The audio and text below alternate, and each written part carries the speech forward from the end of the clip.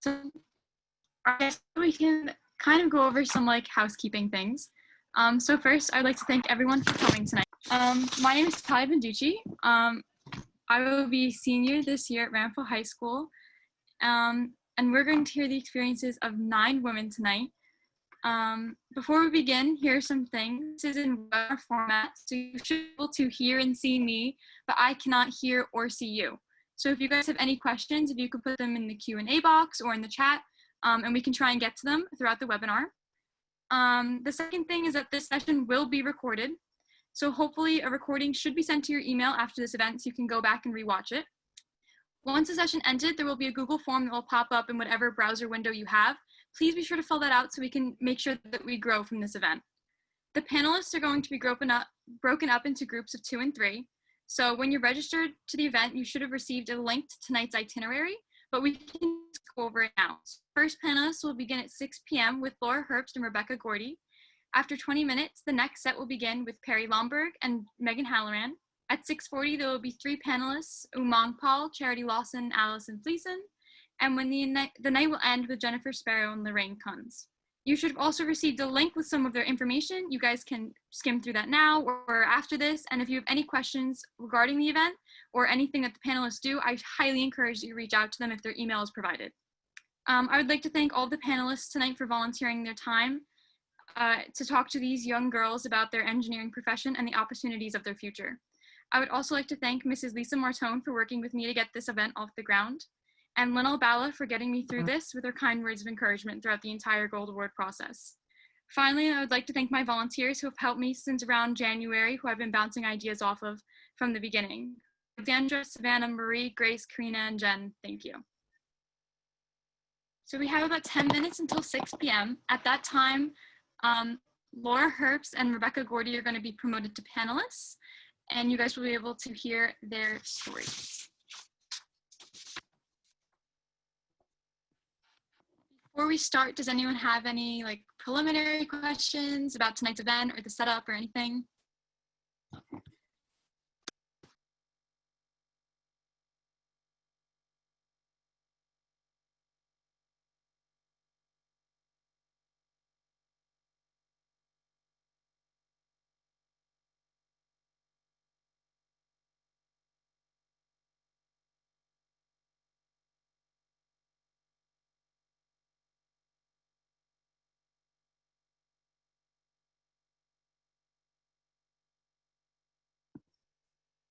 Okay, so the agenda for tonight was actually in the confirmation email for your registration. It was like a Google Drive PDF link. Yeah, but we can send it afterwards if.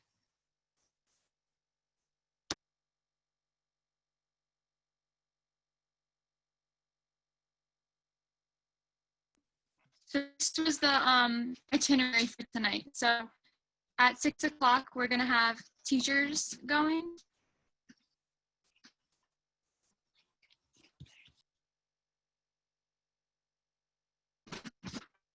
And we're gonna have the engineering students at 6. And at 6:40, we're gonna have active engineers and then engineering management at 7.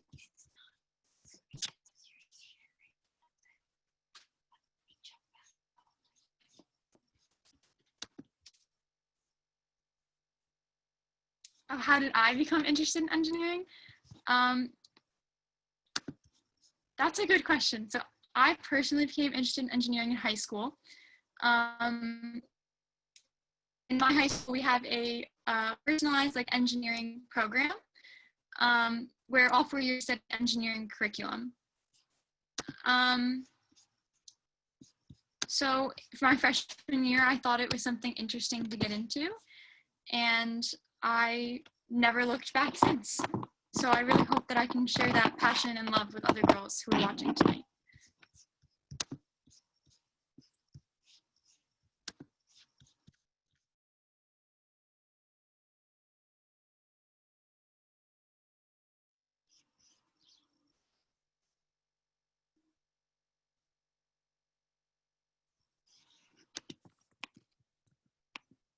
Oh, there I am. Hi, Miss Gordy. Hi. Oh, there I am. Oh, wow. So how many girls are on the call? There are about 40 people on this call right now. Fabulous. That is awesome.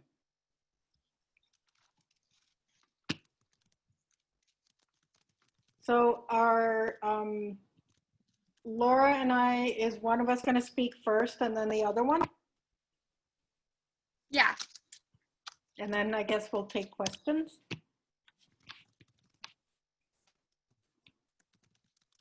That works.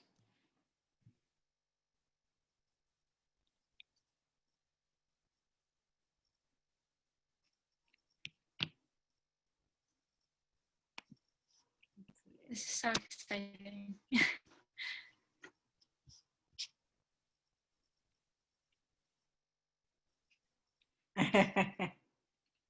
I'm looking at the chat.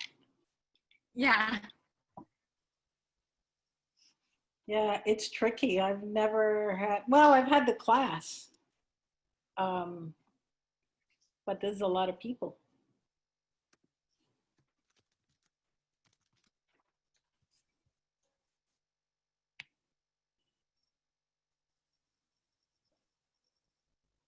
Oh, let me know. Does Laura want to go first?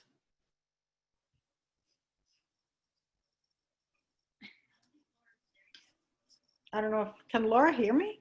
Yes. Can you hear? Hi, Laura. Oh, Hi. I don't know if you can hear me. Hi. I can hear you. Oh, you can hear me. Great. Yep. Yeah. No, I whatever works best. Maybe if you want to go first, I can go second. That's fine. Or Sure. When did you graduate from college? okay. So I graduated in 1993, and Ooh. I'll talk a little bit about what I did when I guess my turn comes up. But yeah. Well, I'm happy to start whenever Talia gives me the, you know, so you guys can introduce yourselves, say a the little bit. red flag. Oh, I guess I can start my video. Oh, Hello. sorry. Hi, sorry. I didn't know that was available. Yes. Hi there. So you guys can just say a little bit about yourselves, and then we can get into some of the questions. So. Okay. I'll start. My name is Rebecca Gordy, and I went to Stevens Institute of Technology, and I went there the third year after the school started accepting women. So my graduating class at Stevens had 30, we started with 42 women. I think I wound up graduating with 38 out of a class of 304. So we were definitely in the minority, and that posed a whole set of interesting situations, which maybe are for another Zoom conversation. But I loved going there. I loved the engineering education. And before my sophomore year, they started offering minors because Stevens is typically, now it's a little more diverse, but at the time I was going, I graduated in 1982. So from 78 to 82, it was still very much science and engineering. And they had started marketing, but it was considered like very nouveau, So I took a literature concentration, and that was my my left brain relaxation class. And I loved it. So I have a major in the way that Stevens works. I have a Bachelor of Engineering with a major in chemical engineering and a minor in literature. And I never worked as a chemical engineer. I graduated in 1982 when there was a huge recession. And I actually found that my engineering education allowed me to get an entry-level job in an accounting area. So I was able to take that class and started working as a financial analyst. From there, became interested in securities, Then I was trained as a back office supervisor to support trades on Wall Street, which is a brutal job. Again, conversation for another time. And as I worked there, I realized I really wanted to do something more technical. Went to work in IT, and when I stopped working for my first career, I was a project manager for a private consulting company in Boston. Fabulous job. When my youngest daughter started high school, I decided that I love chemistry, wanted to do something with my chemistry career, so I got a degree in education. And I started teaching, and I've never looked back. I love it. And what I would say is that everything you learn in engineering school, you use. You really use in so many different aspects of your life. Absolutely amazing. So any questions? Well, Laura, take it away. Thank you. Thank you so much for sharing, Rebecca. That was great. And I think we do bring different experiences that maybe as women earlier than everybody attending that maybe you're not going to experience because so many women have gone before. But my background is I have a bachelor's in chemical engineering. I grew up in Virginia, and I went to the University of Virginia. And my experience was, I wasn't sure if I wanted to go into engineering because at that time I thought engineers could build things out of wood and metal, and I didn't think I could do that. But during my first semester in college, I found out about chemical engineering, and I thought, oh, I love it. I liked chemistry, and I really liked math. And I switched over to the engineering school, and it was a really nice fit for me. Personally, I liked being in the engineering school. Unlike Rebecca, at the University of Virginia, there were actually quite a lot of women. I think it was 25% of the engineering school was women. And then in chemical engineering, we had about 35 students my year. Many more women. Yeah, and in chemical engineering, 50%. We actually had one more woman than a man in my engineering undergrad. God, that's so awesome. Yeah. And then I realized that I didn't necessarily want to work with chemicals. We went on some manufacturing tours, and it didn't seem safe, strong chemical smells. So I decided I wanted to work in food, and I got a master's in food science from Penn State. And then I worked for Kraft Foods in Chicago. And I actually did work as an engineer, but also as a food scientist. And one thing about Kraft Foods is there were a ton of women that worked there. So actually my boss was a woman, her boss was a woman. I worked with 6 women and 3 men. So I've always been in a really nice fit, working, but I really did like the engineering job that I did. And then after we have 2 children, I went part-time, and then I decided that it was going to be hard to make that work in every family. And you'll figure that out as a woman, how you're going to do that. And I'd always wanted to do teaching. I have a twin sister, like Talia's older sister, I think, has a twin sister too. Yeah. And that's how I know Talia. Her sister is a student at Delaware Valley University, where I teach food science. Ah, okay. Yeah. So I got into teaching. I had a sister that had been teaching at the community college, and it was a really nice fit for me. So I really enjoy teaching, and we'll get into that. But I like teaching the engineering. I feel really comfortable teaching that part of food science, but then food science is really broad. So I'm always learning new things. So. Great. Thank you guys so much for being here tonight. So I'm gonna just hop into some of the questions here. So first off, how would you describe the type of person who makes a good engineering student? Laura, you go first. Okay. Okay. Let's see.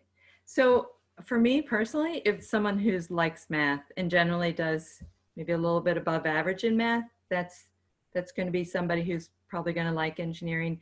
Also, if you can really dive into a project, and a lot of engineers are usually detail oriented or committed to completing projects. That would be another characteristic, I think, of engineers. And then the last thing is I do think it's a practical degree. So if you're looking to graduate and have an earning job, that is, something that's going to work for you as an engineer. I also think, I totally agree with everything you said. I also think that there's a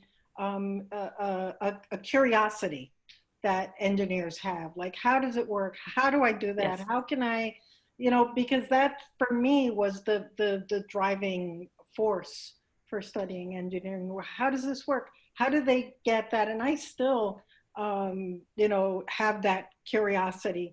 So I think that's really important that you have that curiosity about figuring out how things work or how you make things. Detail oriented, absolutely meticulous. Gotta love the math. So much math. Yeah. But yeah, definitely, I agree. I'm trying to think if there's anything else. Persistent also. I think, engineers, because a lot of times as an engineer, you're problem solving.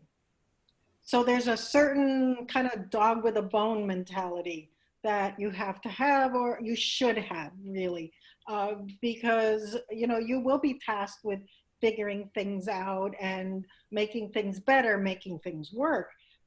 So definitely you should have a certain level of persistence. Yes, I agree.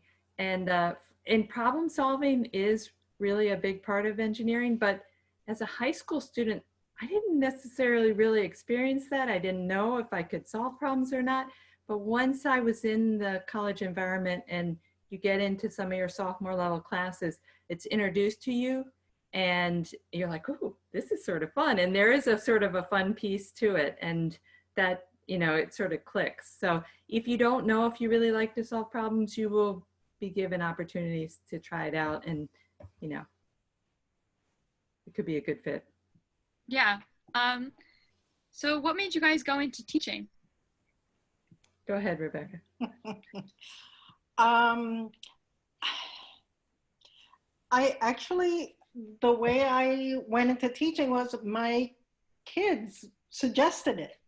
When we were talking about getting back into because I, I was working at home. I was doing a lot of volunteering work and a lot of fundraising, that kind of thing. But when I decided that I wanted to go back and have a career, my kids were the ones who suggested that I teach.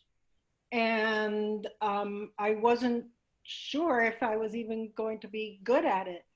But I found that I really enjoyed not only sharing chemistry, but also sharing different experiences that I had and my curiosity about things. I love to see students get excited about things. And so I really wanted to share my enthusiasm for learning, really.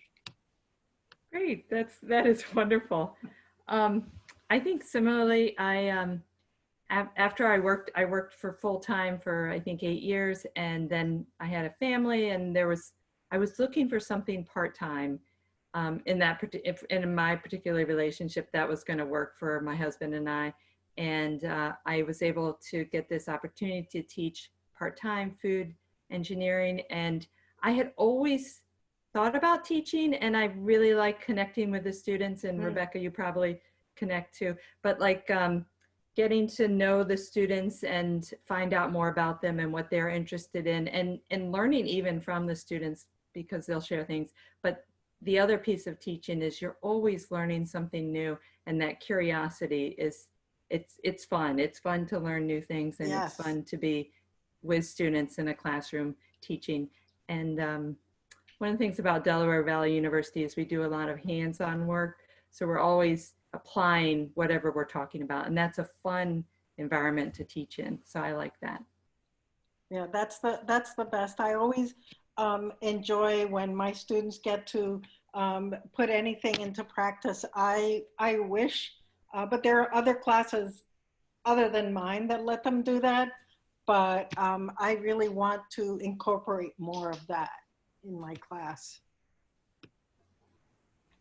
So what experiences from your engineering do you guys try to instill in your students or teach them? I forget. Laura, you can go first. Oh, okay, okay. You know, the problem solving that we talked about before, and it can be a little nebulous, I think, as a high school student, what that really looks like. But as I said before, that's a big part of your job, and it can be fun. So when I teach food science, food engineering, we do a lot of problem solving.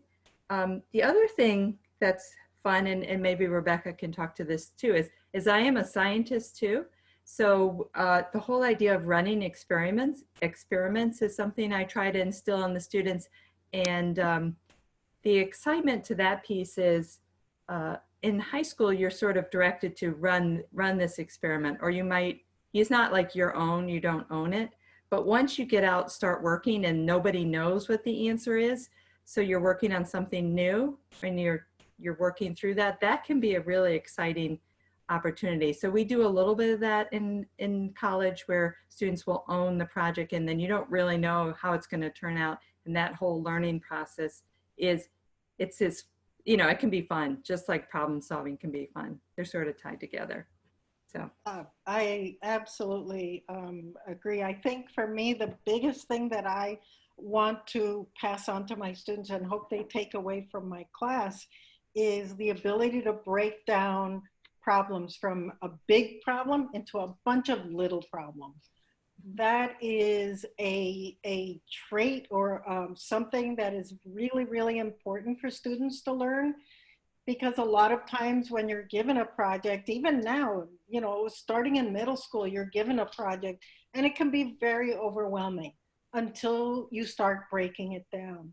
And in work, I mean, when I used to work and you're given this huge project, and you know, the first thing you do is you break it down until you break it down and you can do each part. And so there's less anxiety, there's more of a sense of what has to go after what. So by doing that with my students, and this is something that they can apply in anything. And I think that that's the most important thing that I can impart to my students, is the ability to break down tasks from big tasks into smaller bite-sized tasks. I think I agree with you. I think that's a skill that you will need when you go to college and you're out working, is to be able to break it down. That is a good point. I agree. Okay, so those are all the prepared questions that I had, but there are a couple in the Q&A box. Ooh. So someone said that I only have a B- in my algebra class, but do you still think I could be an engineer even though I'm not an A+ student? Yeah, I never want to say to a student, oh, you can't do something. It's just a matter of, you know, how much you get out of it, how much you're willing to put into it. Rebecca, you can add. Yeah, I was going to say, if you like math, so there are some topics in math that you're better at than others. I mean, I know definitely that was for me. I loved differential equations in college, and some of my fellow students, you know, ran screaming from them. So there's definitely different maths that are going to be a stronger, you know, you're going to be stronger in than others. But if you like math and you're willing to work at it, then I would not discourage you from pursuing an engineering degree. I agree. Yeah, I agree. I think that if you really just, like you said, that hunger, that passion before, that curiosity for it, I don't think that you need to be A+, but that's me. No, yeah, totally. Someone asked, how do you guys feel about failure? Oh, who hasn't failed? I mean, failing a class or failing at something you attempt to do? Can you be more specific? Well, I as I get older and older, I appreciate failure. I think you know, if you're a type of person that, you know, you always want to be successful, it can be hard and it maybe prevent you from trying things. But as I get older, you know, failure is important, and you gotta, you know, I had this boss one time, and he, instead of like looking for blame, he would always say, here's an opportunity. And I would be like, whoa, this is brand new thinking for me. This is an opportunity. And it really is. And if you have management that can move forward with you in that respect, it's a wonderful work environment. So you can actually learn a lot from failure. I know that, especially when you're building something new. Mm-hmm. And, you know, typically when you're building something new, you don't succeed the first time. And I've learned more from my failures than from my successes, I have to say, because it forces you to look at what you're doing again, look at your theory again, look at your math again. So it reinforces what you're learning. Yes. And don't think of it as failing. Think of it as opportunities to learn. Yes. And you do. You think, oh, there's not more to learn, but there's always more to learn. And you realize, oh, I really need to know this. So. Yeah. Yeah. So someone said, what do you think is the most common misconception of engineering? I grew up thinking, oh, engineering is not for me because I'm a woman and I'm not building stuff and I don't do that. And that was a breakthrough moment to think, oh, no, engineering is fine for me because it's how you think and it's how you solve problems and manage projects and break things up. And, you know, I love that. And so that was a misconception for me as a woman that, oh, this wasn't a good fit. But there's other misconceptions out there too. But I agree. My perception of an engineer was a mechanical engineer. Yes, yes. Yes. That was in my mind what an engineer was. Anything related to chemistry, I did not associate with engineering. So that was a revelation. And actually, my oldest daughter has an engineering degree. Okay. She has a systems engineering degree. Yes. So she specialized in optimization, and which was fascinating to me. And she is now working as a software consultant. She decided to go that route because she got very interested in programming. So she's working in that field right now. So that sounds interesting. Yes. Yeah. So that actually takes us just about to our time limit. So I'm gonna promote our next two panelists. Well, I just wanted to say thank you. And if anybody has questions, you know, I would love to absolutely answer. Do not be afraid to just reach out and, you know.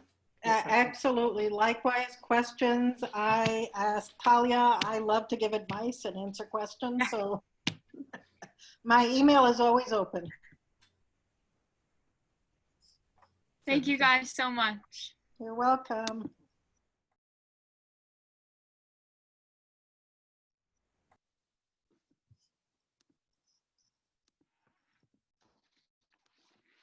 Okay, so these are our next two panelists. This is Megan Halloran and Perry Lomber. Would you guys like to introduce yourselves, say a little bit about yourselves? I can go first. So my name is Perry. I'm an electrical engineer. I finished my undergraduate degree in 2018 and started working full-time at Draper, which is where I currently work. And Draper had me work part-time, sometimes full-time, for my master's degree, which is so hot off the press, I don't even think they've mailed me the degree yet. I finished about 2 weeks ago, so yay. I'm so glad to be done. The last few classes were really tough. I work in something called instrumentation electronics, which gives a lot of different opportunities. I think what my department specifically is for, we do a lot of sensor integration electronics. There's a lot of math involved. There's a lot of calculus. Just to kind of rebut what the teacher said in the last one, I was never a good math student. I'm definitely that B- math student, but like here I am. I have a degree in electrical engineering. I'm Megan Holleran. I go to Stevens Institute of Technology as well.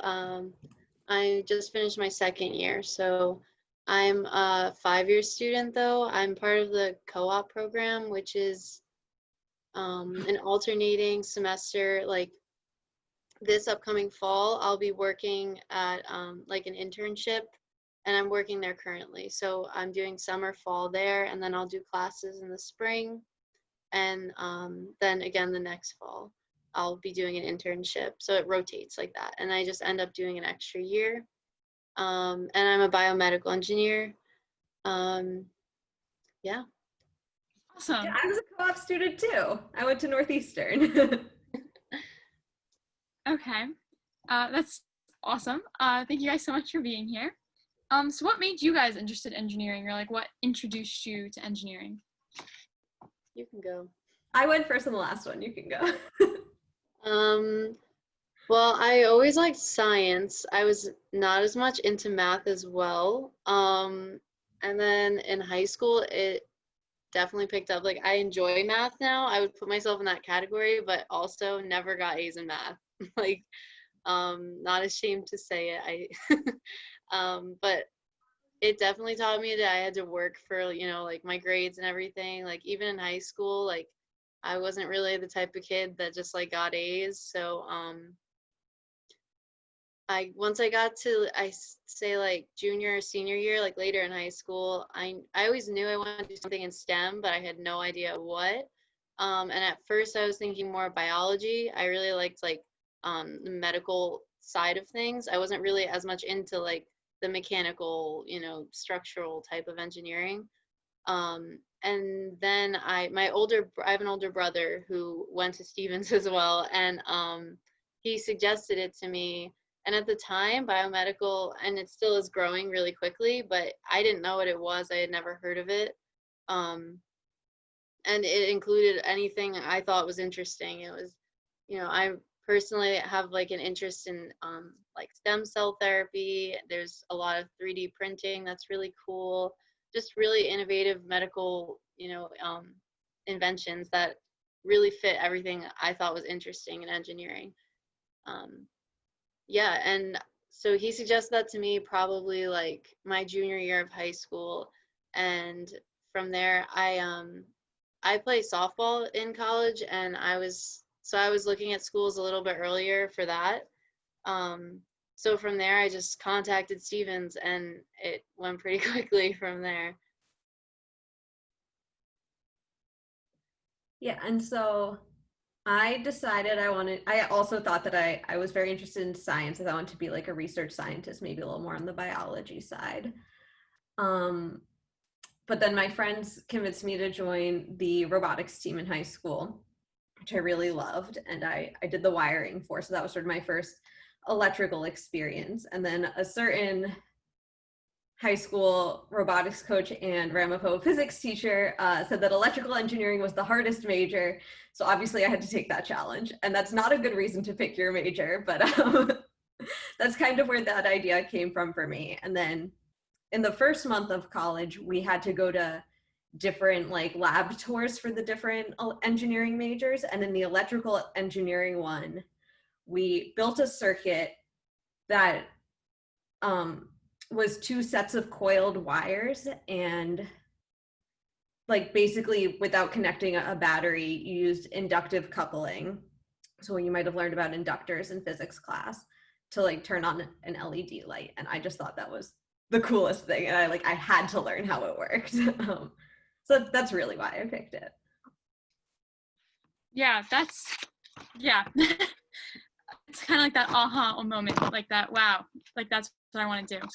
But what advice would you say that you have girls who are looking for engineering? And is there anything easier that makes coming out of college or in college? Is there anything you found that makes it easier being a female engineer?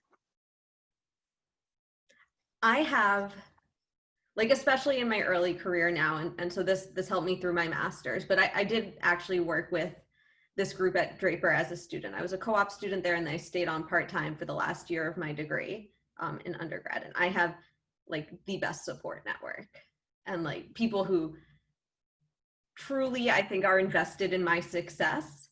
And so if you can find a mentor or find someone who really wants you to succeed, I think that just gives you the confidence to succeed, but also a resource for when you're worried that you might not. Because like, right, all the classes that I'm taking now, like my boss has taken them, and like the people I work with have all taken them, so they can help me and support me. Yeah, I was gonna say, like, back to what I guess before, there was definitely like less women in engineering, and that's, I mean, totally still is today. But I think that I think being a female, like at least for me, I've noticed like I have a little bit different of a work ethic than most of the guys around me, and um, like working on projects and like things, you have to remember that like you're always bringing something to the table, and um, you might think of it a different way and it might like come out different when you say it, but like I've always like never, I guess I'm saying like never hold back what you're thinking and always just like say what you're thinking, because like doubting myself has definitely been a huge part of like the transition from high school to college. Like any doubts that I've made, I've ended up going through with, I never regretted. So and also, yeah, like you were saying, like use your support system. I think like anyone, like my coaches, my teachers, my fellow students, like my friends, everyone is like totally there to help you. A lot of my friends that have taken the same classes as me previously have been like so much more than willing to help. So like the support system is definitely like really there. Yeah, I'll just say, you reminded me, like the girls in my year, the year older than me and the year below me, I am so close to. Like I have so many more friends who are women now in a program with very few women than I feel like I did in any other point in my life, because like right, you got each other's back. Mm-hmm. Yeah, I think that a support group, like you guys said, is really important, especially like you are technically like a minority in the field, and I think that it's kind of like a little sisterhood. So that's all the questions I have prepared for you guys, but I guess we can open it up to the Q&A box. Someone says, what classes, particularly math, would you suggest to prepare for engineering in college? I mean, you'll take all the classes that you need in college. I took senior year in high school, I took like what AP Calc AB, so that's like Calculus 1, and then I retook it my freshman fall. I did not take those credits, and I must say, like if you're thinking about taking an AP class like calculus, just retake it your freshman fall. Like just all the material. You'll just be like one class that you can take and like not stress about. I did the same thing. Yeah. I feel like freshman year I was definitely really prepared, like because I had already taken calculus 1, so like it was like, yeah, definitely made it less stressful, like going in like a little more confident. And if you want to do a little bit of programming, like you don't need to, but it might be nice. Pick up like, I don't know, like Python or something. It'll help you out. Yeah. Do that. Did you guys find that there was any flexibility in scheduling? Like, would you be able to take non-related engineering classes during college? Yes and no. Yeah, I think it's dependent on your school too. Like I'm like Stevens isn't that big of a school, so schedule and like physically it's a small space. Like there's not a lot of class options, so scheduling is always tight. But you definitely can, like if you want to make it work, like you can make it work. I don't know. I guess it just depends on where you are, I guess. Yeah, I like almost got a theater minor, which was, just sort of some classes I took for fun. Something I didn't do well at the beginning of my degree and I think did better towards the end was I didn't use my general electives wisely. Use them for something you will like truly and genuinely enjoy and will exercise your brain in different ways than your engineering classes do. Totally. Yeah, I agree. Yeah, I mean, like, your time is precious. Like, use it how you want it. Someone asked specifically, has there been any coding you had to learn, like JavaScript or Python, and were they hard? She was looking to go into computer science and engineering. You can go. Yeah. I mostly program in MATLAB, which is like very easy. It's like writing in English. I do a little bit of Python here and there. It's also like not super difficult. I did JavaScript at one of my internships. See, the thing about programming is sort of when you're going to take intro to computer science, I saw the questioner said, you're going to learn like how to structure code. You're going to learn the fundamental things. And then the difference between languages is just like you Google the syntax to figure out how it's written. Once you know how to code, learning different languages is not like the hard thing. Yeah, I think freshman year, one of our like introductory classes was like your intro to programming. We did C++. And at first, I think it was I had never coded or anything along those lines before, so it was very like overwhelming at first because I was like, I am not a computer science major. I don't know what I'm doing, but it's like kind of addicting. Like it gets fun, you know, like, and I think if you can kind of geek out a little bit and like just like get into it for like a little bit of time, like I really enjoyed it, and like I didn't even know what I was doing. So by the end of it, I left like the intro class like wanting to take another class. Like I wouldn't worry about it. Yeah, and Yeah. I know a lot of my friends who are good at programming like do a lot of personal projects on it. So just pick a language and like pick a project, look up, either come up with some cool idea or look up some ideas that other people have done and just kind of learn it, having fun, being flexible about it. Yeah, and if you really have a passion for it, there are definitely a lot of like online resources that you can learn from. For sure.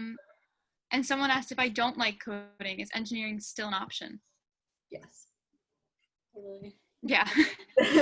There's so many different types of engineering. Like when I code for my job, I code to make my life easier. Like I could do everything by hand or I could write a code to do it faster. I know some people who just decide to do it by hand because they really hate to code. You don't need it. Yeah, I don't think I'm gonna probably need it. I mean, it's one of those things that's a great tool to have, but yeah, I totally agree. You don't need it and you don't need to love it. Engineering stretches pretty far. I think Talia froze. Yeah. She's oh, All right. wait, I think she's coming back. Megan, what's been your most rewarding experience on a co-op? My most rewarding experience. Well, I'm on my second co-op right now. That's rewarding. I just really like feeling like I'm part of like a working environment, even though I'm not like out of college. Like it's just cool to see like the business side of engineering, you know, like I don't know, you don't see that in school, you know, you see like the technical, the math, the science, but like actually seeing like the production level engineering is really cool, and like seeing everything like fit together like a big puzzle. I like that.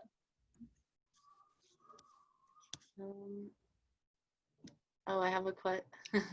Stevens does offer minors, yeah. I was thinking about doing a philosophy minor. That's my quest right now. I feel like philosophy and engineering is like a good. Yeah. Especially if you do like biomedical stuff, right? There's definitely some moral questions in there. Do you guys want to talk about like how the co-op program works, or like how you guys got into it, or why you picked the co-op program? Yeah, I think Megan kind of explained how it worked for her. It worked the exact same way for me. I ended up graduating still in 4 years. And I only did that because my last co-op that I did told me that they'd hire me full time. Like if they didn't say that, I would have done a third one and stretched it out to 5 years. The disadvantage is you don't get summer vacations. True. That's pretty much the only one. I did an internship at a radar lab and I hated it. We'll get back to that. I worked at iRobot, which makes the Roomba. And I managed the first fleet of Terra, which is their lawnmower robot. Like I was just in charge of all 30 of those as an intern. And then I worked at Draper, where I currently work with the group I currently work, and like just totally fell in love with it. And now I actually, if any of you are looking for co-ops in the future, I hire electrical engineering co-ops. So come work for me one day.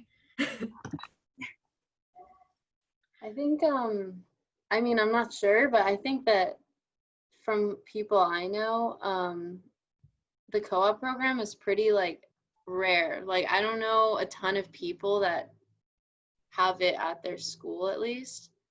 But like I think it's like a really cool advantage too. And like all the internships for me at least are like full-time like paid internships. Like it's not like I'm just sacrificing my time. Yeah.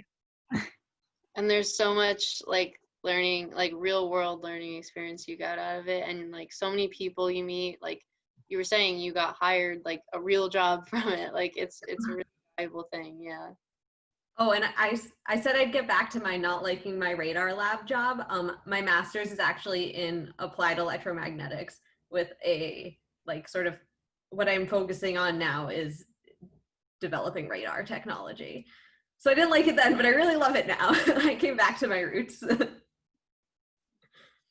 But it was like finding out what you don't like on a co-op is just as important as finding your job on your co-op. Like just getting it done within 6 months and being like, this was not the right environment for me, or I didn't have the type of support that I'm looking for in my career. Like work at a startup for 6 months and figure out if you like working at a startup. Work at, someone mentioned in the Q&A, working at Raytheon. Raytheon hires so many interns. Like work at a big company like Raytheon for 6 months, figure out if that's the right environment for you. Find your little Goldilocks position. Yeah, definitely. Someone said, I want to combine my love of animals with engineering. And I think that if you do your research, honestly, like you can find some way to incorporate it. I'm sure there's marine engineering and there's nautical engineering, which is like boats and things. But I would definitely see like do your research of like where your degree can take you. Yeah, so Draper, I know, does a lot of sort of like a pet project thing for the company, partners with the New England Aquarium. Draper is in Cambridge, I live in Boston. And they like track where microplastics are in the ocean. Some engineers develop some stuff like that. So, you know, there's opportunities available. I don't know a ton about it. It's not what I do. But like you can engineering for anything. Definitely. How large are your work teams? Oh, it depends. Like a lot. Right now I'm working on one project with 3 engineers and one project with 90 engineers. Yeah, that like sums it up, I think. Totally depends. I mean, you're rarely working alone, if that helps. Like, there's always people to pick your brain and you can pick theirs. Yeah, even on a project with 3 people, like there's still engineers around. You can still talk to other people about your work, even if they're not working on like the same thing as you. And that's nice when you talk to someone, either like a classmate who's taking different classes from you or on a different like internship as you, and they have a little distance from the problems you're trying to solve and can offer a different perspective. Yeah, so that takes us to the end of this time, but thank you guys so much for coming. I really appreciate it, and I hope the people learn something new. Thank you. Yeah, and if anyone wants to reach out to me, I think my email's in the doc. Yes. Well, thank you, Talia. Thank you. Thank you.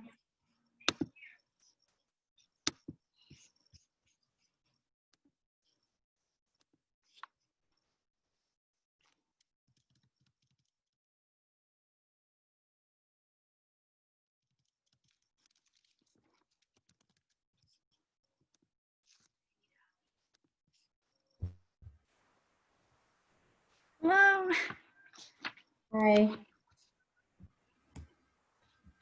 Hi. Hello. How are you guys? So you guys can just kind of introduce yourselves, say a little bit about what you do. Okay, who wants to go first? Go for it, Allison. Okay, all right. So, hi, I'm Allison Fleeson. I came to engineering a little bit different than most people. I actually have a bachelor's in fine art in photography. I graduated in 1999. After doing freelance photography for for 2 years, I decided that freelancing wasn't for me, and I actually started working. Actually, I started working as a temp admin, like administrative assistant, for a company, and got hired at a construction site. At the construction site, I had the site was in Hoboken. It was at the Hoboken Ferry Terminal for New Jersey Transit, and I was working for Tishman Construction. At the site, I had a boss that I don't know, seemed to really like me, like working with me, and he became kind of a mentor. And so towards the end of the project, we had to kind of let people go, and I asked if I could be of help out on the site. So this is a construction site, and so I started kind of helping out on the construction site, doing punch list work and other work on site that normally would have been done by an inspector. And from there, project after project, I kind of increased the things that I did. And then sometime around 2012, I decided to go back to school.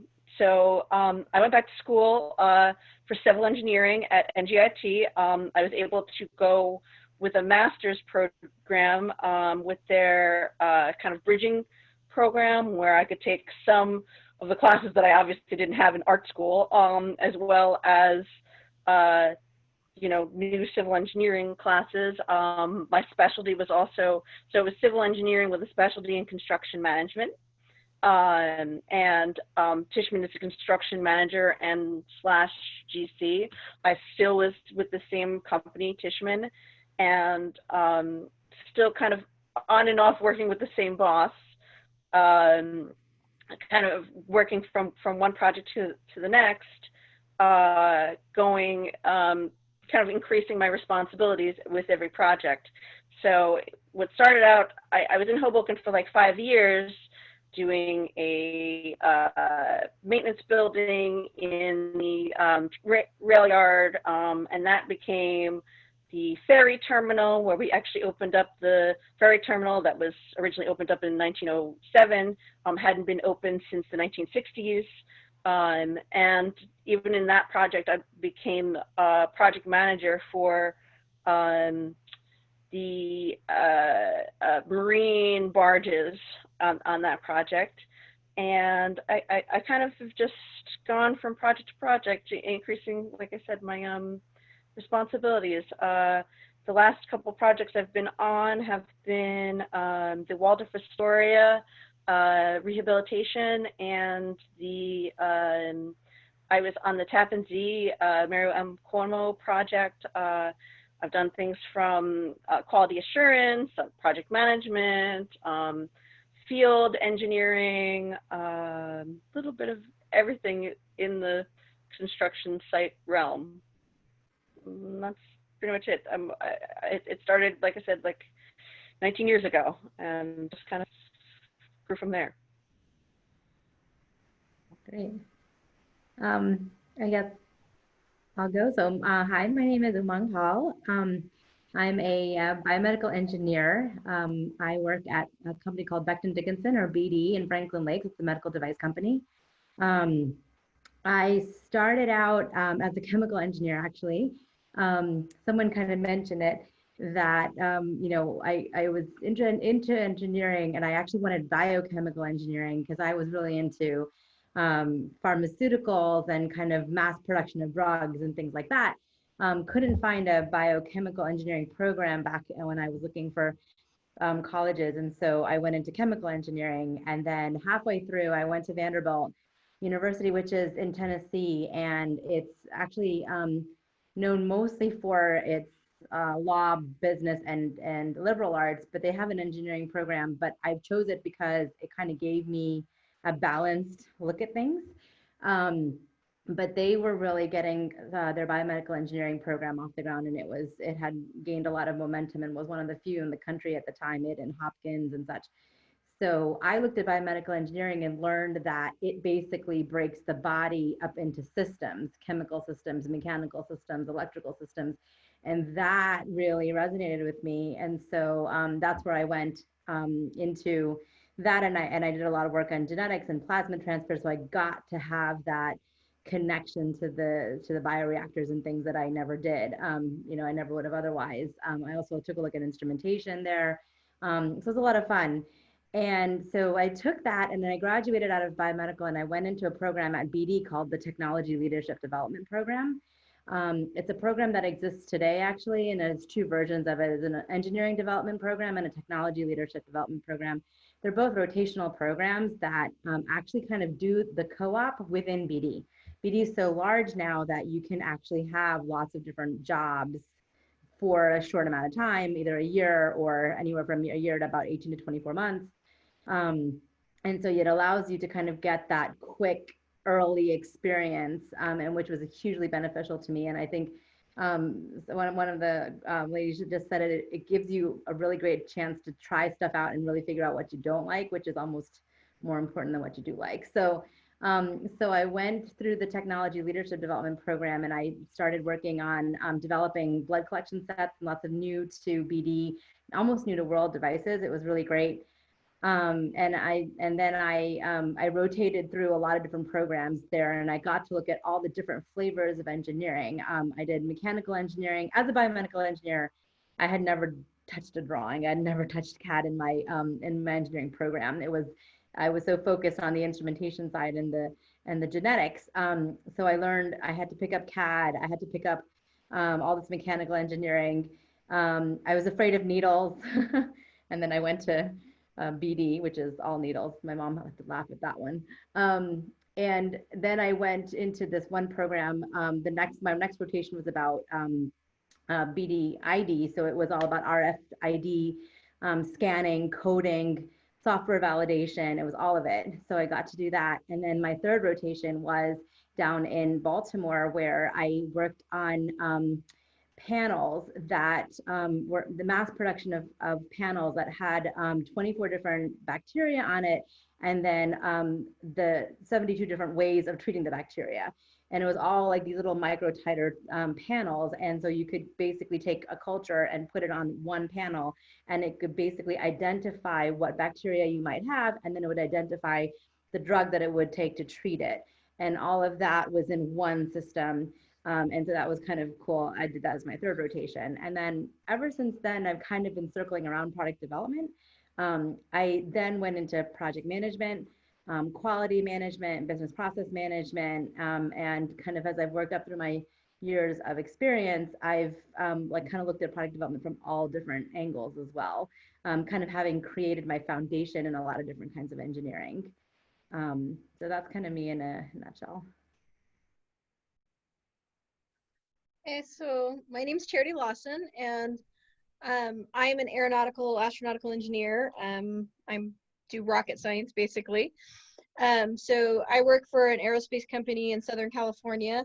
I'm going to be a little bit cagey about where, because I didn't get all the official approvals to talk about the where, since we are a defense contractor. So if you speak to me privately, I can kind of fill you in on that.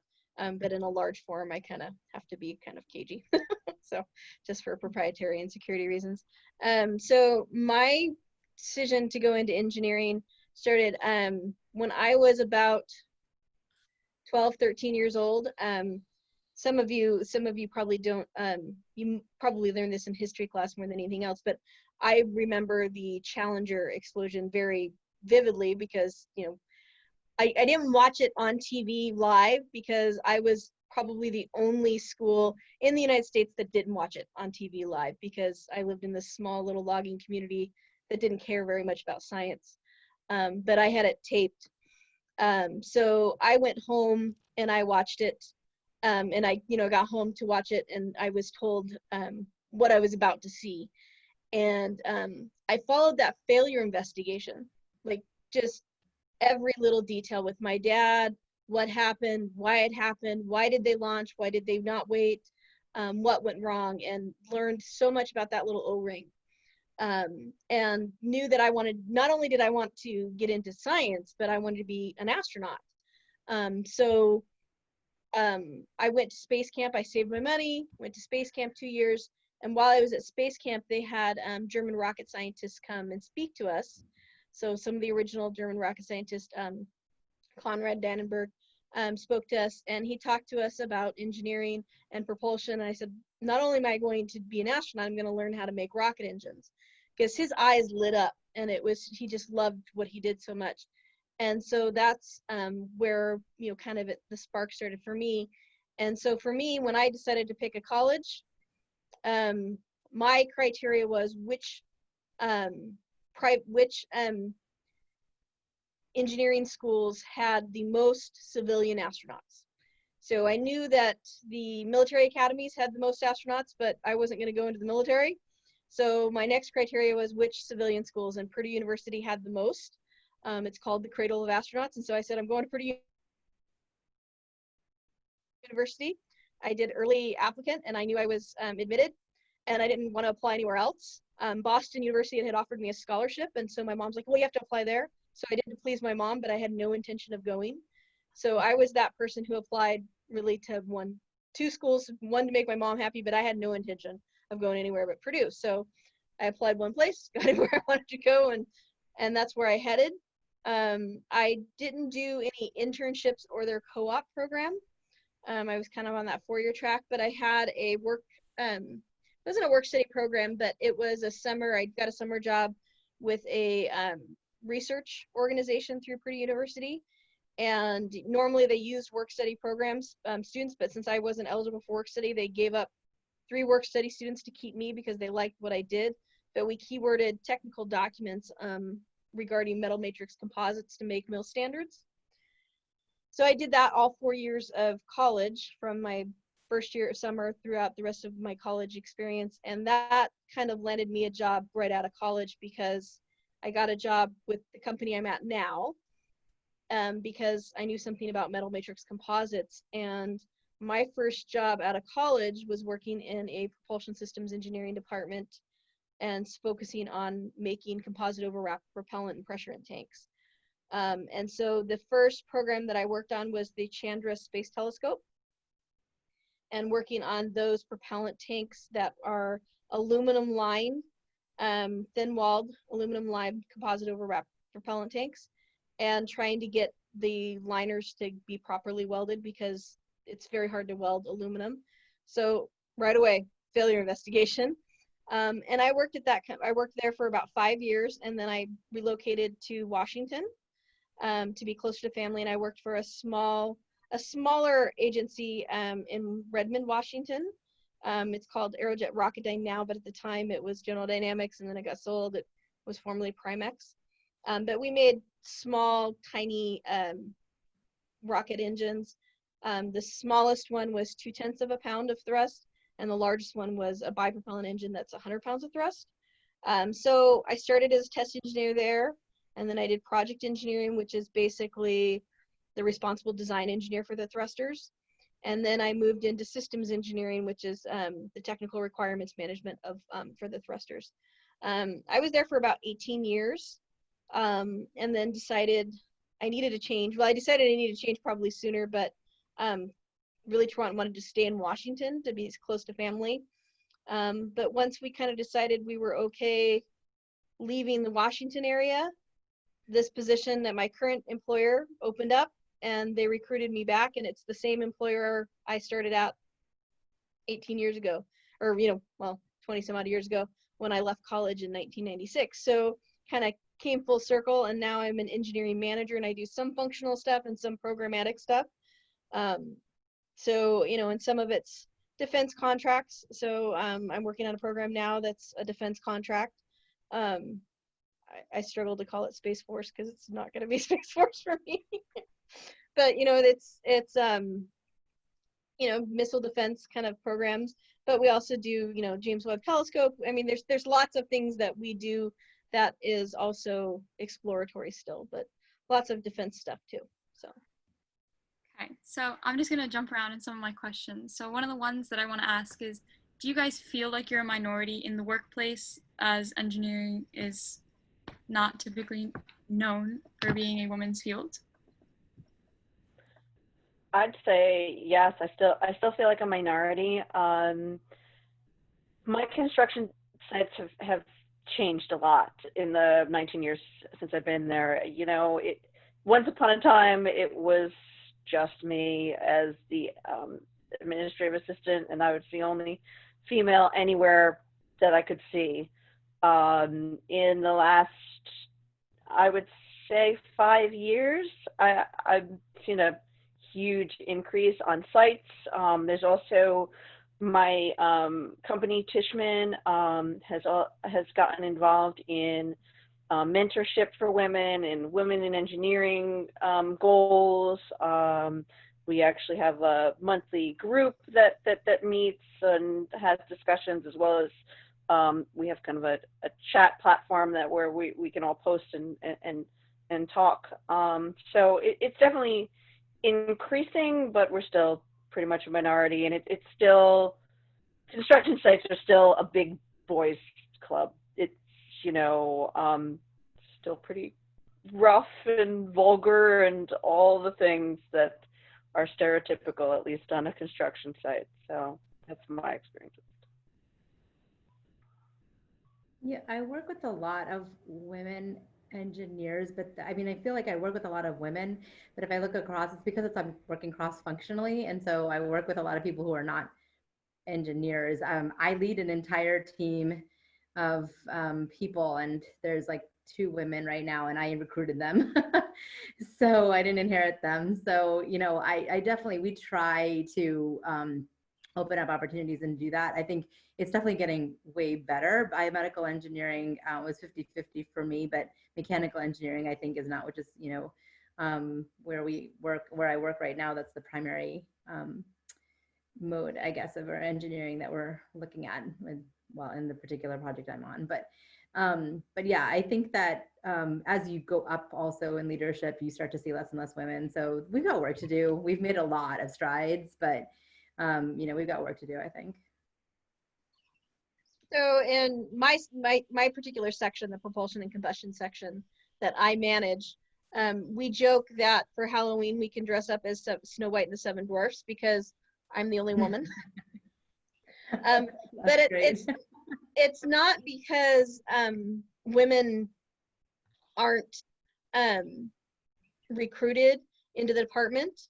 What we notice is that the women that we recruit are strong leaders, they're ambitious, and they grow really fast. So the women that joined the department 18, 20 years ago with me are now in director positions, VP positions, sub-project manager positions. And so they now report to at the staff level of the department, or they're in a manager position like me. So right now I have one other woman in the department, and she's my summer intern. So, I'm wooing her to come back when she graduates. And then I'm cross-training someone from systems engineering to bring her into the department as a thruster engineer. So we actively are trying to increase our diversity. But it is hard, and it's not a pipeline. A lot of people say that diversity is a pipeline problem, but it's not really a pipeline problem because we graduate women and people of color at about 40-50%. But we have a retention problem and we have a recruiting problem. So we have programs like at my company, and I'm sure everybody else's company, we have referral bonus programs where if you refer a friend and they get hired, you get a bonus. Typically, because of implicit bias and unconscious bias, we tend to refer people who look like us, people who are like us. And so if the bulk of our working population is still white men, that's who they're going to refer. And they don't do it consciously. It's just, that's what happens. If I go to a Society of Women Engineers event or recruiting people, the company sends me or they send my boss. Maybe I can't go, so they send my boss, who is a white man. All of the male students can come to those events and they can apply for jobs. And he's going to connect more with the person who looks like him and is most like him. So he's more likely to recruit someone who looks like him. And in fact, we had a new hire come on board last year, and we were expecting an African-American man because he was recruited at the Society of African-American Engineers, or a Society of Black Engineers. I can't remember the name of the society. Yeah, I always forget. And so we're thinking, hey, look at us. We're going to be a little bit more diverse. Nope, he's not. And then they also, any amount of, your background, your heritage, you can join these groups and you can be an ally and then you can participate in these groups. So you can't judge, but you do tend to the implicit bias. So it's not really a pipeline problem per se. It's the system is flawed in how it recruits. So, but at my company, our CEO is a woman. Our board of directors is fairly diverse and has women and people of color on it. And then we require that our panels, like whenever we hire people for certain types of positions, they have to interview a certain number of minorities for each of these positions. So assuming, that, so that requires us to make sure that we're bringing in the right kind of candidates. So I think, like you said, the problem is not solved yet, but we're working on it. And so I think when you're looking at colleges, one thing that helps is to look for colleges that have organizations like the Society of Women Engineers, because they're going to have more recruiting opportunities to get you into these companies that have good diversity programs. And that will help. And I think look for, and when you're evaluating a company as to whether or not it's going to empower you and you're going to have those good growth opportunities in that good pipeline into leadership and management, look for ones that have employees resource groups like that are funnel you into like Society of Women Engineers and other diversity groups, because I think that helps. Because like the director of my director, the assistant director, of my directorate is a woman. So we have lots of women in leadership positions, but still the cross section looks a little bit male. And the guys in my department say, well, it's because we're not ambitious. We're just content to coast. Yeah, shooting off of that, what is one experience or piece of advice that you would like to leave with the girls tonight? I think maybe I'll start. I had to think about this since we were thinking about it. There's I think two things, if you don't mind, that I think have really gotten me through. And one is just basing off what a Charity was just talking about, actually, is big fish, small pond, right? I feel like that might define women in engineering a bit, right? When you think, we're engineers, we're driven, we're ambitious, and we try to go, we try to go for the best and things like that. Sometimes it's important, it's not necessarily what you do. Sometimes it's that you stand out, and you are going to naturally stand out if you are if you are that big fish in a small pond. And when I say that, I mean, it's not about where you land, it's about how you take on a position. So a lot of the stepping stones that I had in my career were me taking on the project that nobody else really wanted and making it a success. So it's like, there's not a lot of people necessarily vying for, going in and doing this whole remediation product for an entire plant because it was just drudgery, right? But I went and I took it on, and and you make it a success. And it's okay to take on those projects that aren't glamorous, because you learn no matter what you do. and you really can make a name for yourself, and you find successes, and you don't find people getting in your way and trying to stop you or trying to take glory or anything, right? You just get to go and do and finish and accomplish and prove that you can handle it. You know what I mean? And at the end of the day, that's the experience you want, and that's how you want to portray yourself. So don't be afraid of taking on those projects that nobody else wants to touch, because that's where the glory is, really. You know what I mean? At the end of the day. So that's kind of one of the things I always tell my young engineers that I'm talking about. And the other thing is, I would say, when you take on that job, take it on knowing what you're going to say about it for your next job, right? Always think about that next position, what you want from it and what you want to say about it, and how you take your entire package that you've developed and make it relevant to the next job at hand. So even if it doesn't, we're engineers, we think very methodically, step by step, one thing after the other. And sometimes you have to think outside the box a bit and be able to connect those dots for the person. If you can connect them for yourself first, take a leap, take a risk, go after it. Because again, it might be something where you're going to make a leap into something that no one else knows about, and you bring all this experience. And again, you end up being that big fish in a small pond, right? So that's kind of what I will leave with you guys.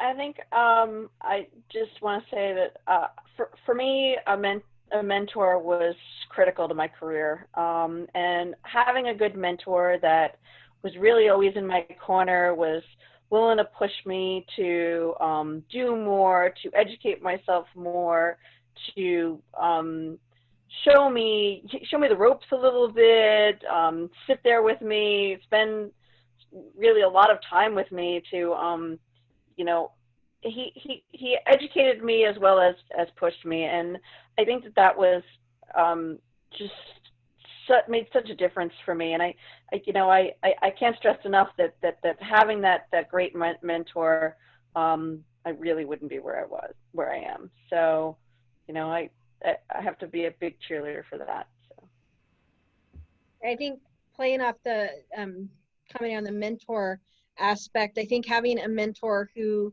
definitely challenges you, and then I think if you can foster that mentorship into a sponsor relationship, which is where not only does that mentor teach you things, but that mentor develops you in a way that where the expectation is that you sparkle, you shine, and you grow, and you have that growth mindset set, and then they sell you to other people, and then when some task comes up, they say, oh, Talia's the person.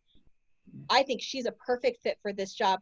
And they strategically place you where they think you're a good fit, because you're going to go execute well, and you're going to make me look good, because I said Talia's a good fit for this job. And they're going to say, oh, wow, Charity recommended Talia, and she was a great fit for this job, and she executed well. And so when I mentor people, I look for being able to develop it into a sponsorship role, so that I can strategically place them in places where they make me look good and they look good. So look for those kinds of relationships as well, because those are the ones that help you step through. And then also think about being strategic, like Yuang said, and then don't be afraid to toot your own horn. This took me a long time to grasp in my career. When I would write my performance reviews and do my feedback for my performance reviews, I was always like, I would play up the entire, my role in the team, and I would celebrate the team's accomplishments, even though it was half the time, it was all me. I would say, oh, the whole team did it. But, and what ended up happening is somebody else on the team would get credit for my work, because they were selling themselves and I was not selling myself. So I was giving the whole team credit. So it's okay to celebrate your success. I think as women, we tend to be raised to be courteous and kind of minimize our accomplishments to make others feel good. I certainly was raised this way, and I wasn't raised to be brave and courageous as much as I should have been. My grandfather told me to be this way, and I think when he died, I forgot to keep doing that. And you've got to do that. You have to be bold. You have to be courageous, because all of your male counterparts are told to be brave, courageous, and celebrate their success. And for them, it's so natural and it's second nature. So it's okay to toot your own horn. And if people have a problem with it, it's their problem, not yours. So be bold, be courageous. One of my managers told me that in a performance review, and I put it on a sticky note and I put it on my computer. And when I left my last job, I took it off the computer and I stuck it on my new computer. Be bold, be courageous, because that's what you have to do in this world, because the system is not necessarily set up for us and the way our minds work, because our minds do function a little bit differently than some of our counterparts. And so you have to be bold and courageous, and it's okay. It's okay to kind of step out of what society expects you to be. So don't worry about that. And, you know, surround yourself with people who support you. And if they don't support you, move on. It's okay to move on. Thank you guys so much for coming tonight. Before we move on to our next set of panelists, going back to the mentor part, I highly encourage any of the girls out there to reach out to any of the panelists tonight. Their emails were in that information overview link in the Google Drive. These women are all amazing mentors, so please feel free to reach out to any of them. Thank you ladies so much for coming tonight. Thank you, Talia, for inviting us, and we are very happy to connect with any one of you who's on the line and to support you guys and be those mentors that we've been talking about. So thanks for the opportunity. Yes, absolutely. Reach Thank out. you.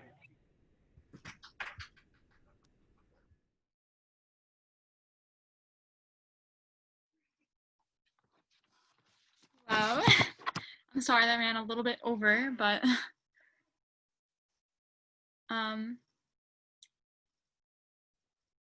oh, there we go. Okay.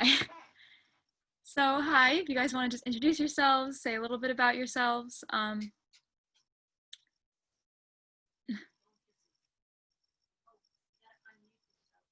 So I'm unmuted, so I'll go first. So my name's Jen Spiro Kenny. I don't use the husband's last name at work anymore. So I was a Stevens engineer.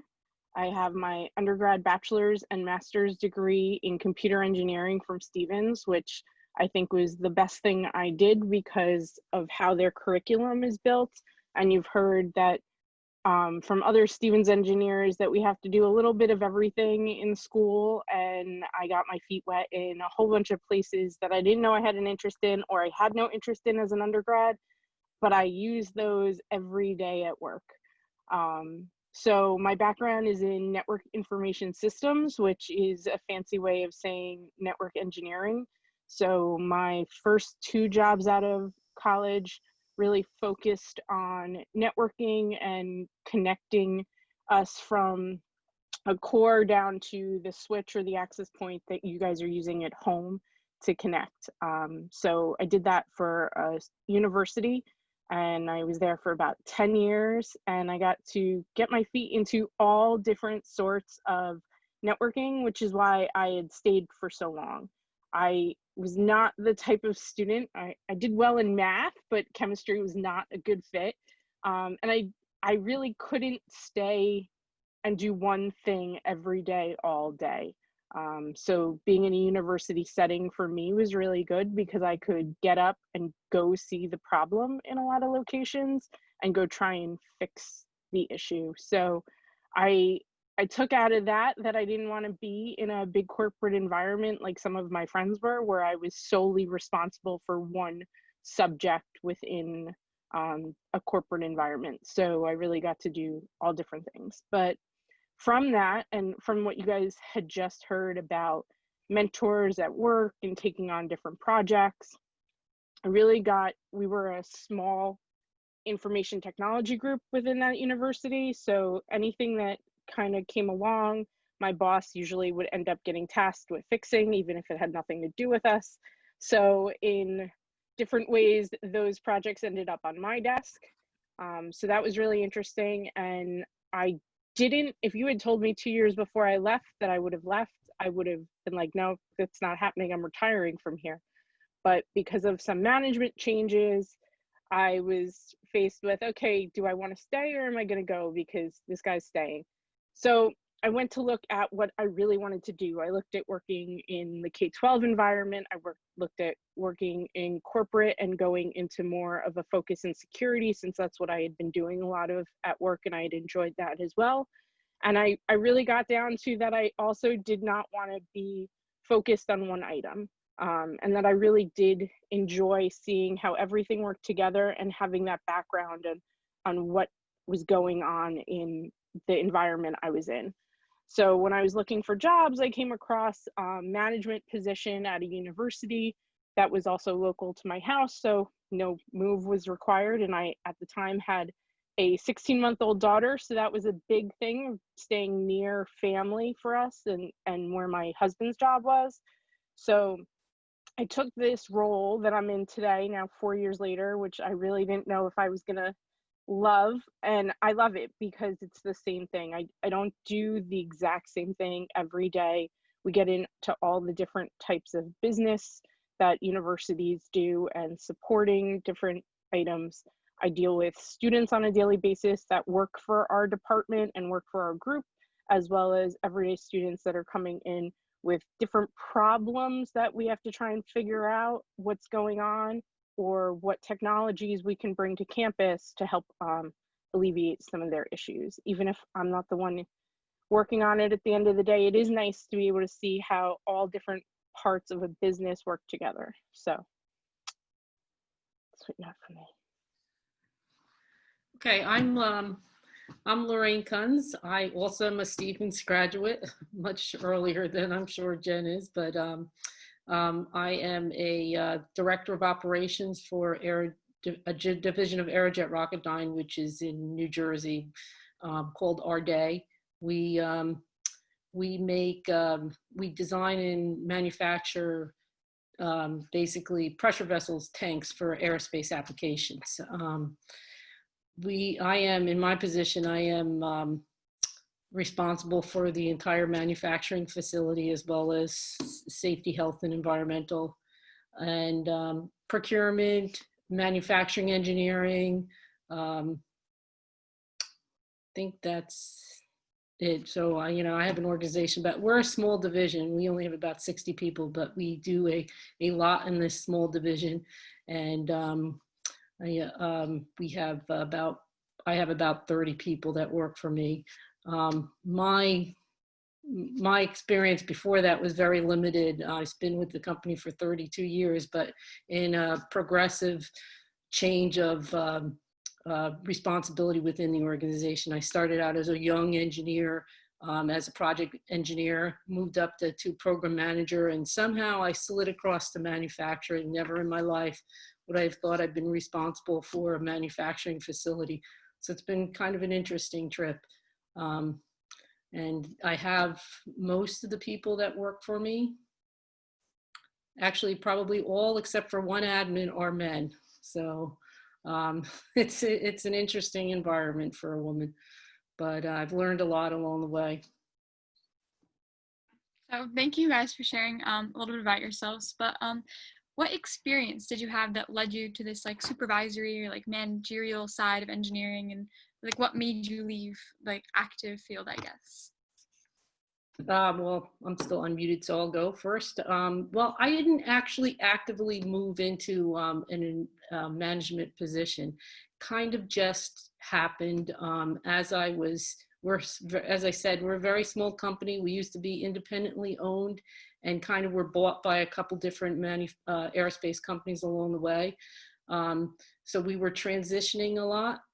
As a program manager, I was the only program manager, so I had oversight for a lot of different programs within the organization. I knew a lot of what was going on. I actually was asked to participate in and being the main person looking to hire somebody in this position. And somebody I worked with said, you could do this job. And I was like, really? You think I could do this job? And I sat and I thought about it, and I said, you know what? I have as much knowledge and as much experience, and as the person who left the position, and I sat down with the general manager at the time, and he said, absolutely. And the next thing I knew, I was in the position.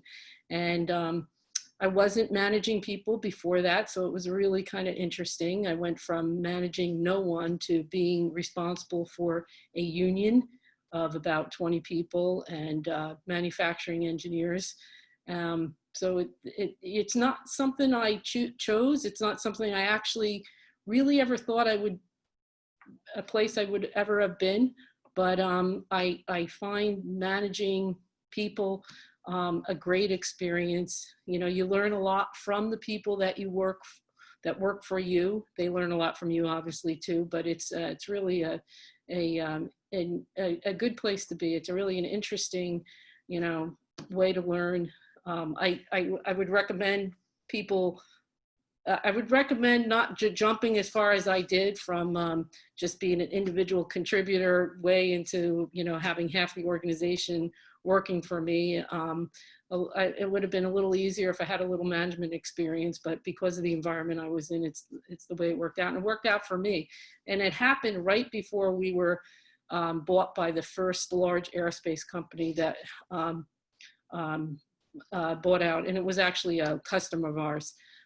So I was transitioning to a management position, and at the same time we were bought out by a large company, and I was the main contributor, the main interface with the company's transition team. So it was really, you know, it was like I was thrown into the fire really quickly. So it was very exciting, and I learned a lot quickly.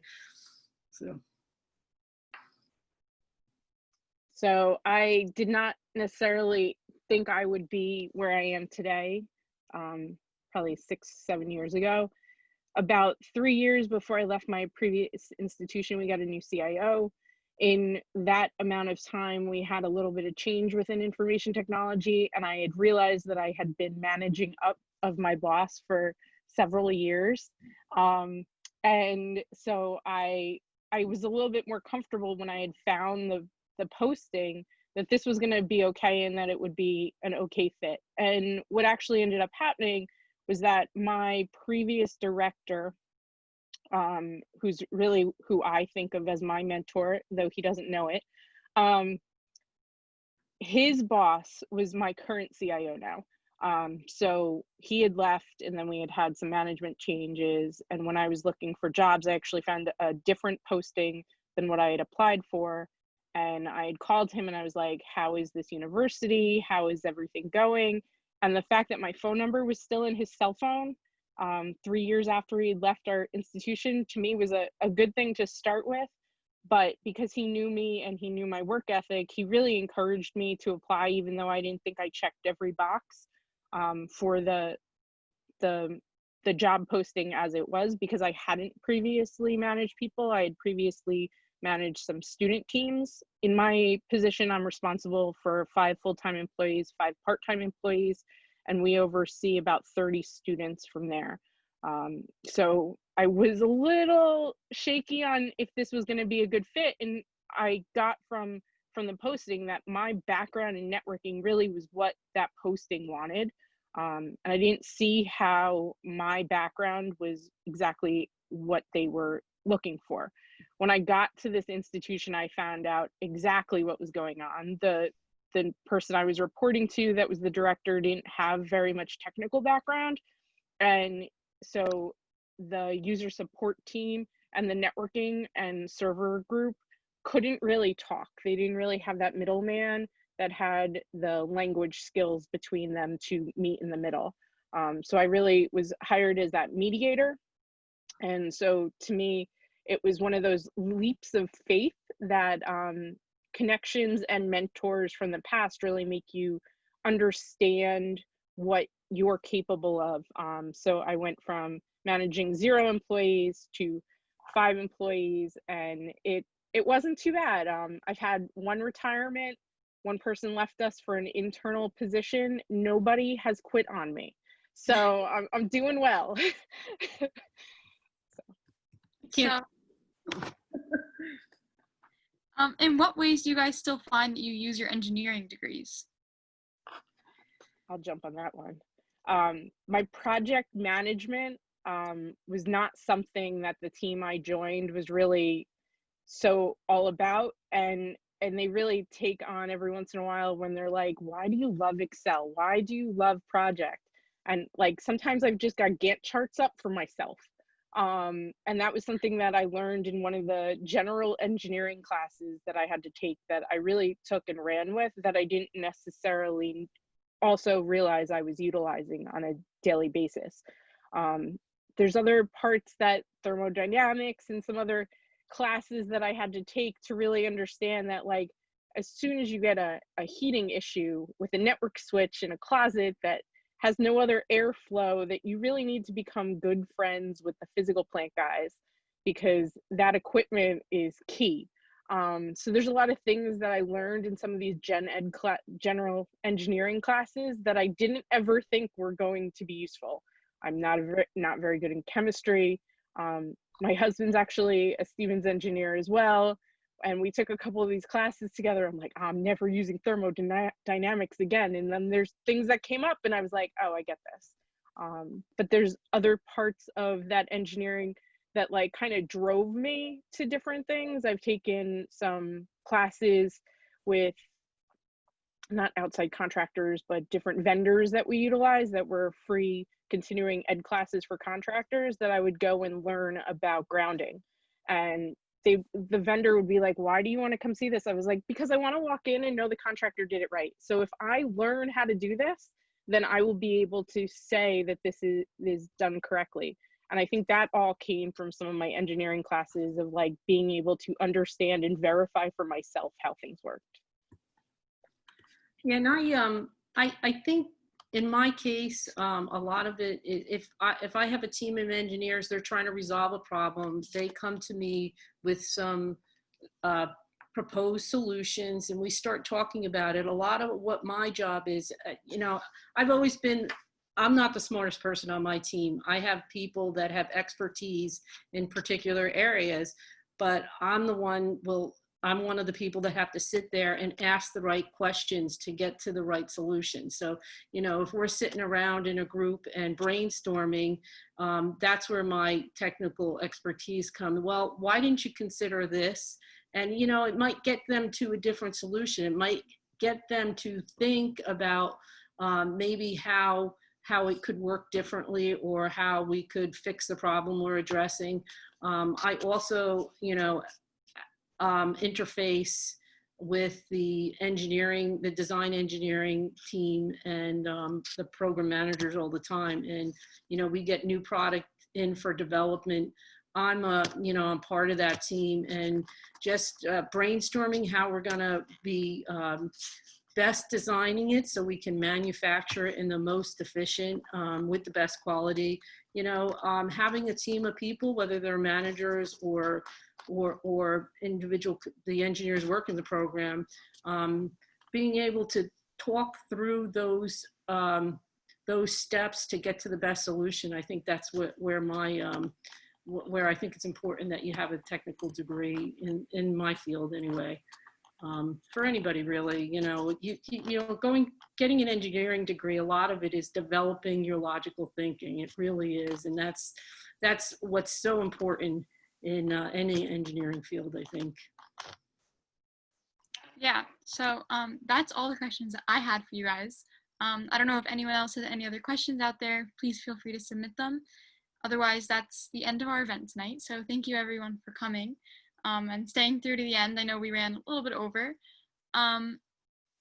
but please feel free to reach out to any of these wonderful women who decided to spend their evening with us and share some of their experience. After this Zoom ends, there should be a pop-up little Google form link that you guys can fill out. That way we know how we did, and yeah, so that way we can grow from this event in the future. Do you have any advice for schools to encourage girls to pursue and persevere in engineering?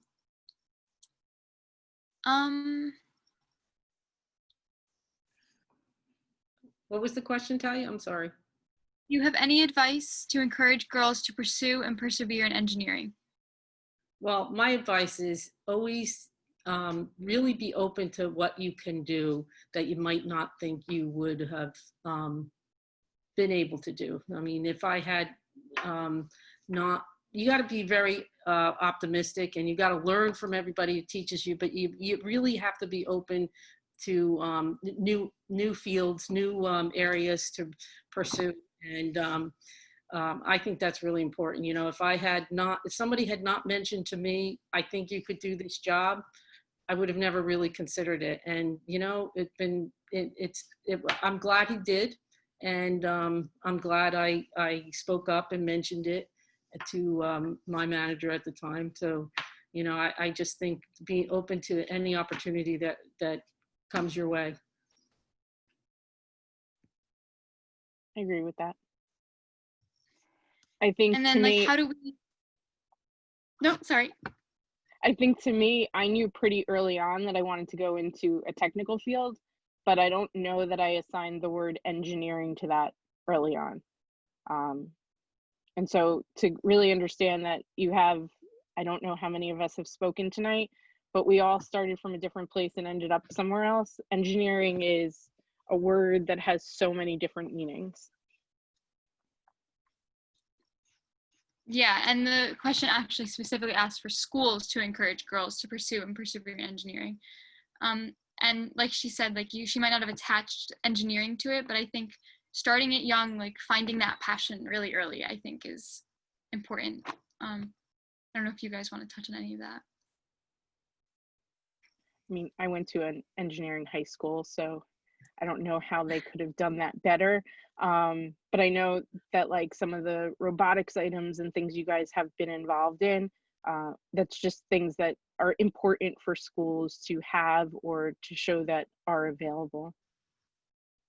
My 5-year-old isn't in school yet, so I don't know how they're going to do that.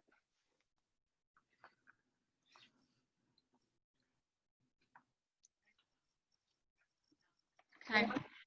So thank you guys all for coming. I hope you guys have a wonderful evening. Thank you for spending your time with us. That's all I have for tonight. So thank you so much. Thank you for having us.